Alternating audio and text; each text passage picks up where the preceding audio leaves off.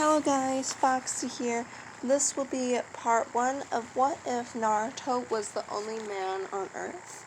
Now I know this has been a very long awaited video, and in the background you will be hearing a typewriter ASMR thunder thing, okay? I thought it would be nice just to have something in the background. I will be trying to keep my voice down so you can actually hear the ASMR. You also may be hearing me working, and I lost something great. My luck is terrible. And it's on the other side of the room. Okay.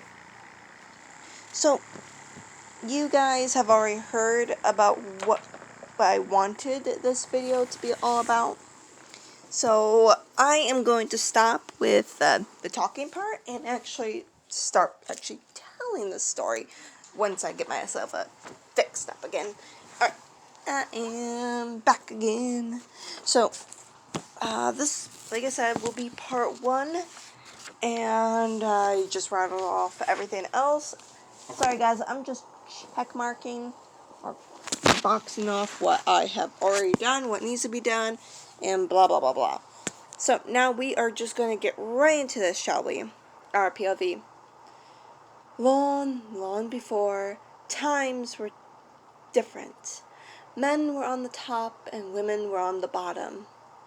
That was until a woman fell from the sky, skin as pale as snow, hair similar, and she even had horns. Instantly, everyone knew she was an alien. Was she a queen? Was she someone sent from the stars to help? No one knew. But a few years later, after events happened, women gained powers to control the elements, to control the earth, the wind, the water. Women were granted these amazing abilities, but men were left dried out. They had nothing, only their strength and their pride. Women started to turn against the men. The population started to go down, and the population of the women went up and up and up. The women were mad, furious. Finally, they could take out their anger, their injustices against the men. They are no longer objects. Instead, they are living, breathing beings. But the women forgot. They forgot a lot of things.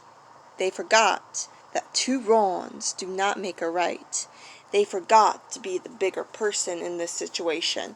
So, in a fit of anger, the women started to kill off the men for years.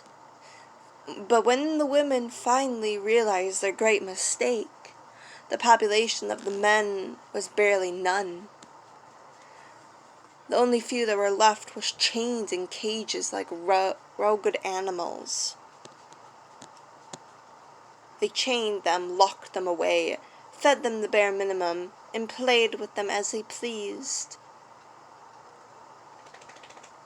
Years later, there was one boy, hair of gold, and eyes of brilliant blues stared out in the window.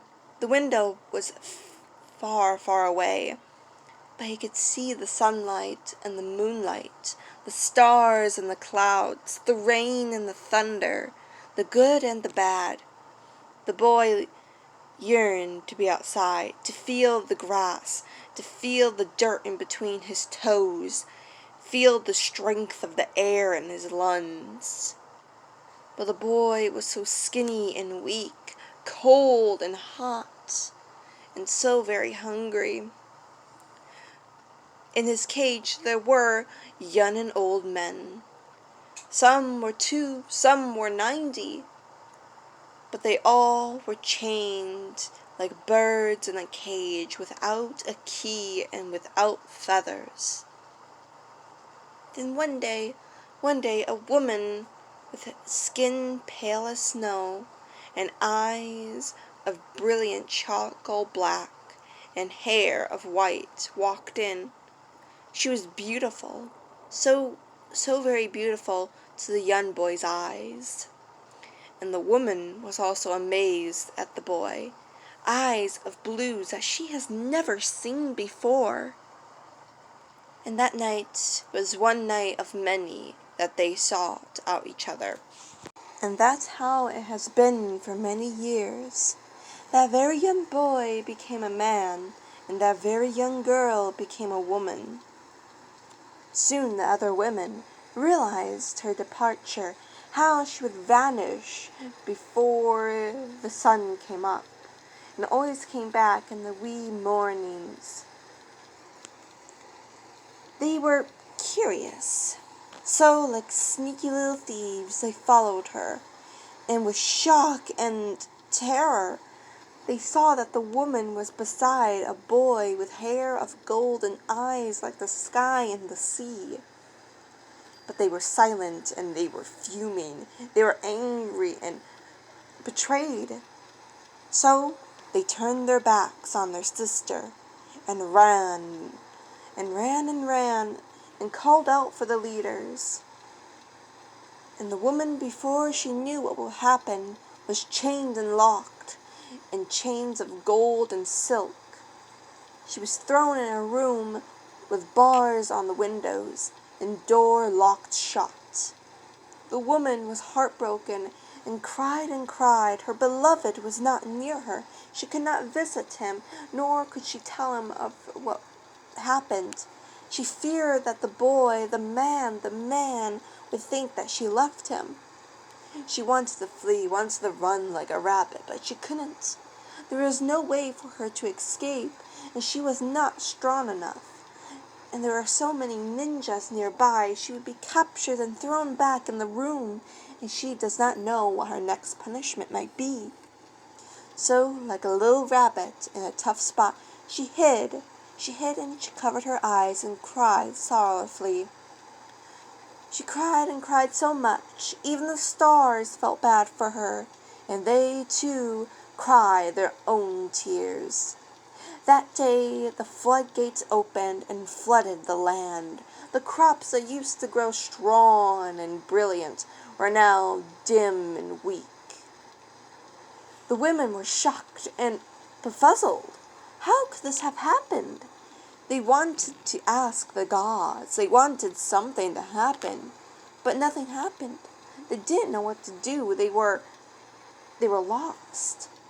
But the boy, no, the man with hair of gold and eyes of blues, took this opportunity and ran within the rain.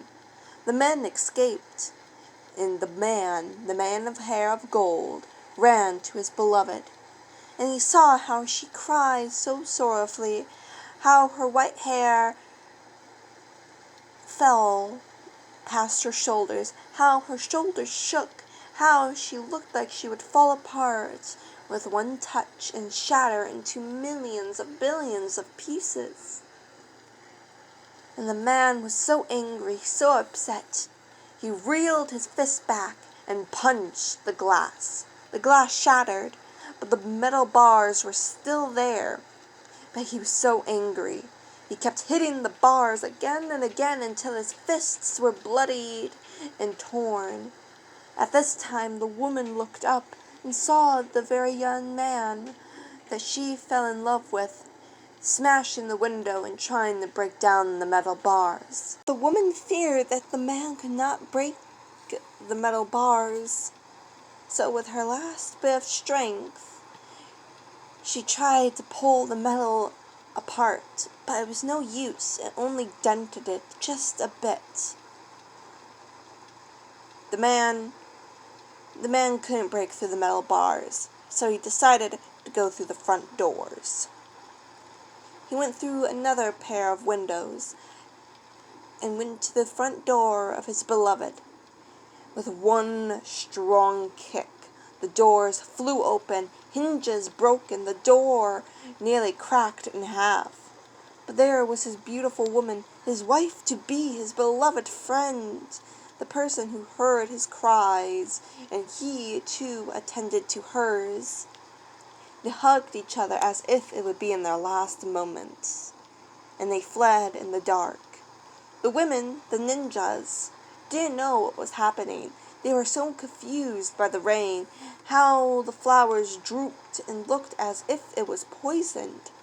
They were lost and so very confused. Their leaders were getting ill and falling sick. No one knew what was happening, but they were mad. And it was not until a few days later they realized the men escaped and their beloved princess was gone. With the men and the one woman, they ran and ran and ran. They couldn't stop, even though their feet were blistered and injured. Even though affection was setting in, they kept on running, never stopping, only eating and drinking when needed, and sleeping when it was absolutely necessary. They continued on running and running and running. But soon the woman fell pregnant, and the young man with the hair of gold fell more in love with the woman. The other men around them felt ill and sick. The weather was too hot for their white skin, and it was too cold out. Everything was too much for them, and their immune systems were basically shot. So it was not a surprise to any of them when one by one started to fall. But one day they found a mountain peak. It reached far, far above the clouds. And the young man, the leader of the group, decided, this shall be our home. The woman around this time was 6 months pregnant, waiting to pop. And they climbed and climbed that very mountain with no peak. They climbed and climbed even though it got frigid and cold. They climbed and climbed even though there were too many tunnels and rocks and rough edges. Where some may fall, they stayed, and they climbed and climbed higher and higher until there's green. Green where there used to be snow, and now they're above the clouds. They could not see the world underneath them, underneath the clouds, but they did not need to. They saw the sun, they had fresh air and water. So they started to set up tents, build shelters, and the men finally felt safe.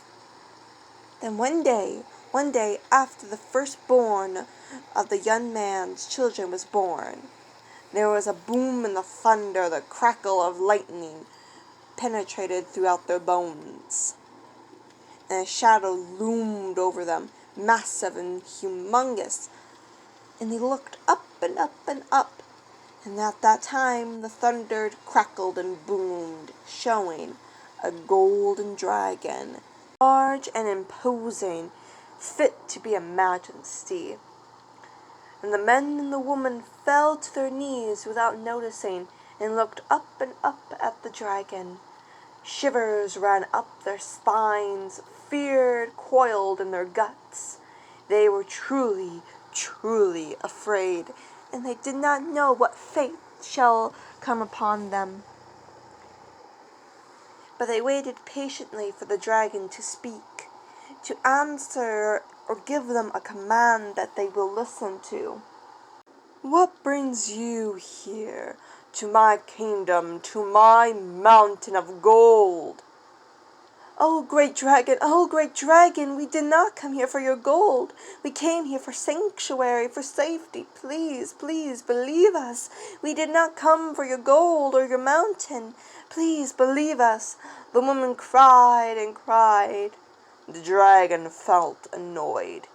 Its tail swooshed throughout the air and slammed against the mountain. The mountain shook with the ferocity and cracked and crumbled. Cease your whining, woman. I am not here to hear your begs or your cries. I'm here for reason. You say you come here for sanctuary and safety. What brings you to think I would give that? My mountain is only for me and myself, not for you. They all stood silent. A pregnant pause permeated the air as the dragon got angrier and angrier. Then the man, the leader of the tribe, stood up on shaky legs. Hair of gold and eyes of blue stared in similar eyes. Blues crashed against each other, glaring, staring down, waiting for one to back down. It took a long minute, but the dragon's head tilted to the side. Fine, you shall stay here, but there will be a great cost. What shall be the great cost, you great majesty? The man spoke. His voice was deep and husky. Clearly he used his voice too much to speak, to shout, to yell, to command. Now his voice is now deep and rough. The great cost shall be one day I'll be born as a human boy from one of you. From your great line I shall be born, and I shall be raised by you, until one day a great calamity shall befall you, and none of your grandchildren or grandchildren shall ever make it off this mountain. A long silence stood. The tension was thick as butter and as sticky as molasses. Fine. We only want sanctuary and happiness. The woman was guffawed. How could her husband say this? Her grandchildren, her great-grandchildren may never make it off this mountain, killed by the beast. She was scared. She was so scared. Would she give birth to this monster? No, she couldn't. Then she looked down at her daughter, hair of gold and eyes of ruby red. It was from her grandmother. Her great-great-grandmother had ruby red eyes. And the woman was surprised that the trait still came down to her daughter. She hugged her baby. She was terrified. So then the deal was struck at midnight. And years go by, years upon years, decades. And the people who came to the mountain died off. But the new generation flourished like flowers in black soil. They grew and grew and grew, the numbers doubling by the year. Until 50 years later, a boy with hair of gold, eyes of the sky and the sea, and whisker marks imprinted on his cheeks was born. The boy was named Naruto and was raised to the sky. The parents were happy. The great-grandmothers and fathers were proud. Life seemed perfect. 12 years later, the thunder shook the mountain. Everyone screamed in terror. It was cold, it was hot. Now it was just soggy and wet. Boom, crackle, screech! A woman was hit by lightning. The young women and boys were scared. The children cried and cried, begging for their mothers, their fathers, their grandfathers, their brothers and sisters to save them. But today was not the day. One by one, each fell, to an illness, to an accident, to a murder. One by one disappeared, gone and murdered, thrown into the dirt, once they laid. Soon there was only one boy left, and his name was Naruto Uzumaki, and he was alone. His hair drooped from the rain. His tears fell down his cheeks. He was scared and he was so hungry. But as the thunder boomed and crackled above him, his eyes flashed red, then turned back into blue. Then the boy fainted. And guys, this will be the ending of part 1. I really hope you like this. There were some slight mistakes, if you can't tell. Just my my words kind of slurring together. I don't mean for that to happen. It just kind of happens when I'm talking either too slowly or quickly. Now, I hope you can forgive me, and I really hope you liked this video. I hope you have enjoyed it, and yeah, but this particular series would take a while to post, because I, work, everything else, and I haven't really been watching Naruto for a while now, so I have to refresh my brain, and hopefully get working. I also have not watched the full series of Naruto. I'm planning on to. It's just been a work in progress, especially since I have no TV or the Fire Stick where you can watch Netflix on there. I don't have that either. I don't have the equipment to watch Netflix or buy anything or watch anything. Also, those apps where you can watch anime on your phone? I also don't have the memory, nor do I have the ads just bother the hell out of me. Either way, I hope you guys liked the video and enjoyed it, and I hope you guys have a good day or night. Toodaloo.